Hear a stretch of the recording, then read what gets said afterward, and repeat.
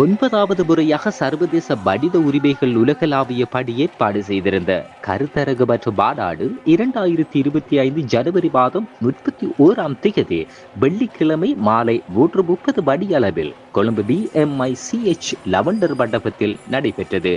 இந்த மாநாட்டில் விசேட அதிதியாகவும் தலைமை விருந்தினராகவும் என்குருஸ் குழுவில் வேலாசிரி, மூத்த வழக்கறிஞர், இந்திய உச்ச நீதிமன்ற தலைவர், அகில இந்திய கைத்தறி மற்றும் கைவினைப் பொருட்கள் புதுடெல்லி மற்றும் அமெரிக்கா இராஜதந்திர பணி தலைவர், சர்வதேச மனித உரிமைகள் உலகளாவிய பணியின் தலைமை தலைவர், அமெரிக்காவின் புகழ்பெற்ற விஞ்ஞானி மற்றும் சிறப்பு பேராசிரியர் டாக்டர் மது கிருஷ்ணன் மற்றும் எழுத்தாளர்கள், ஆசிரியர், நிர்வாக ஆலோசகர், வெளியுறவு இராஜதந்திரி, தொழில் முனைவோர் மற்றும் மூத்த அரசியல் ஆய்வாளர் டாக்டர் சதீஷ் சிவலிங்கம், தினகரன் பத்திரிகையின் பிரதம ஆசிரியர் செந்தில் வேலவர் உள்ளிட்டோர் இந்த நிகழ்விற்கான பிரதம அதிதிகளாக அழைக்கப்பட்டிருந்தனர். மேலும் சர்வதேச மனித உரிமைகள் உலகளாவிய பணி மூலமாக பெண்களுக்கு எதிரான வன்முறையை ஒழிப்பதற்கான கருத்தரங்கையும் நாங்கள் செய்து வருகிறோம். மேலும் இந்நிகழ்வில் சர்வதேச மனித உரிமைகள் உலகளாவிய பணியின் சேர்மன் திரு மஹூசும், தலைவர் திரு அமீர்கான், குழந்தைகள் மற்றும் பெண்கள் விவகாரங்களுக்கான துணை தலைவி திருமதி சரீனா ஃபரேன், ஆலோசகர் திரு நசீம், பணிப்பாளர் திரு அப்துல் ரசாக் மற்றும் செய்தி இயக்குனர் திரு அஜந்த ரணசிங்க, பணிப்பாளர் மௌஃபீத், குடும்ப பணிப்பாளர் மற்றும் ஊடக பணிப்பாளர், ஊடகவியலாளர் திரு ஃபஸ்லான் உள்ளிட்ட பணிப்பாளர் சபை உறுப்பினர்கள், பிரதி பணிப்பாளர்கள், ஒருங்கிணைப்பாளர்கள், அங்கத்தவர்கள் என பலரும் இந்நிகழ்வில் கலந்து கொண்டனர். இதன் போது 100 பாடசாலை மாணவ மாணவிகளுக்கு கல்விக்கு கரம் கொடுப்போம் எனும் துணிப்பொருளின் கீழ் இலவசமாக பாடசாலை உபகரணங்கள் மற்றும் பாடசாலை புத்தகப்பை பிரதம அதிதிகளின் மூலம் வழங்கி வைக்கப்பட்டது. மேலும் சர்வதேச மனித உரிமைகள் உலகளாவிய பணிக்கு விண்ணப்பித்திருந்த 6 விண்ணப்பதாரர்களுக்கான சக்கர நாற்காலிகள் வழங்கி வைக்கப்பட்டது. சமூக சேவைகளை பாராட்டி சமூக சேவையாளர்களை கௌரவிப்பதற்கு மதிப்பீடு செய்வதற்கும் குளோபல் ஏசியன் அச்சீவர்ஸ் கவுன்சில் மூலமாக சான்றிதழ் வழங்கப்பட்டது. எழுத்தாளர்கள், பத்திரிகையாளர்கள், திரைப்பட இயக்குநர்கள், அழகுக்கலை நிபுணர்கள், தொழில் வல்லுநர்கள், சமூக சேவையர்கள், அறிவிப்பாளர்கள், கலைஞர்கள் போன்ற பல்வேறு நபர்களுக்கு பாராட்டு விருதுகள் வழங்கப்பட்டன. சர்வதேச மனித உரிமைகள் உலகளாவிய பணியின் புதிய உறுப்பினர்களுக்கு பிரதம அதிதியின் மூலம் சான்றிதழ்கள் மற்றும் அடையாள அட்டைகள் வழங்கப்பட்டன. இந்த நிகழ்வில் நாடளாவிய ரீதியில் இருந்து பல சமூகத்தினரும் கலந்து கொண்டமை குறிப்பிடத்தக்கது.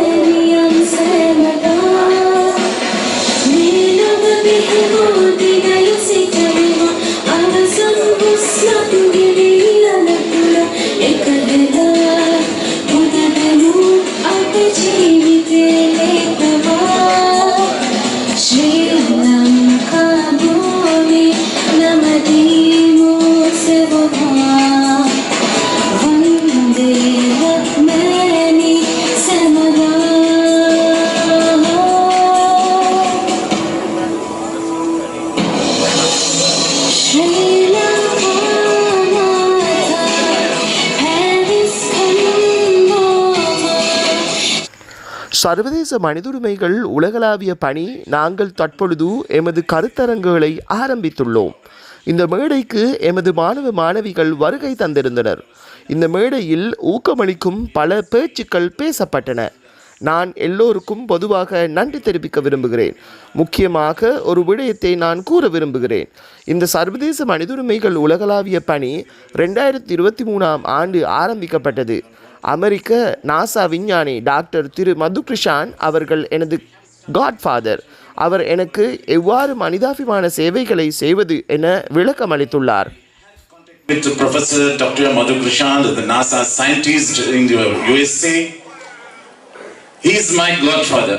I have to say, because he has taught me how to do the humanitarian services. மனித உரிமைகள் ஆணைக்குழு மனித உரிமைகள் சார்ந்த இயக்கம் என்பது எங்கள் அனைவருடைய வாழ்விலும் ஒரு அபிமானத்தை ஏற்படுத்தக்கூடிய, ஒவ்வொரு குடிமகனுக்கும் அவர் சார்ந்த உரிமைகள், அவர் சார்ந்த கடமைகள், அரசியல், சமூக, பொருளாதார ரீதியாக ஏற்படுத்தப்பட்ட தத்துவங்களின் அடையாளமாக திகழ்வது மனித உரிமைகள் என்ற விஷயம்.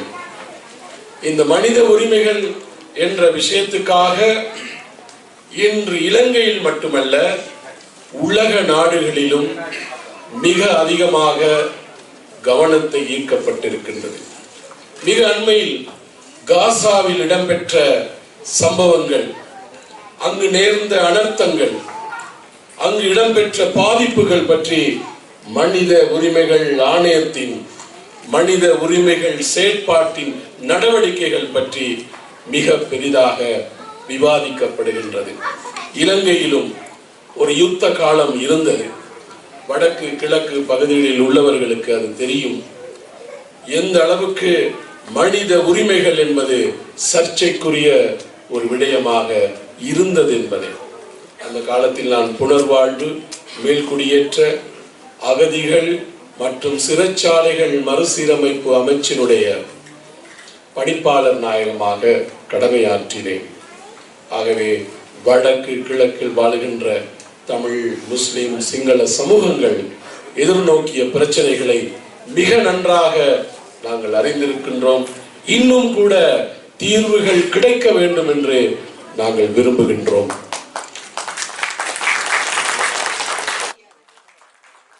கல்வி என்பது அனைவருக்கும் அடிப்படையான ஒரு விடயமாகும். கல்வியின்றி உலகில் எந்த ஒரு வழியிலும் பயணிக்க முடியாது. 2 விடயங்களை நான் குறிப்பிட விரும்புகிறேன். மனித உரிமைகளை பொறுத்தவரையில் சட்ட ரீதியாக நாங்கள் மிகவும் திடமானவர்கள். மனித உரிமைகளை பாதுகாப்பதற்கு நாங்கள் மிகவும் அதிக சிரமங்களை எதிர்நோக்குகிறோம். நான் ஒரு இந்தியன், நீங்கள் இலங்கையர் என்பது ஒரு விடயம் அல்ல. நான் என்ன சொல்ல வருகிறேன் என்றால், சட்ட ரீதியாக நாங்கள் திடமானவர்கள்.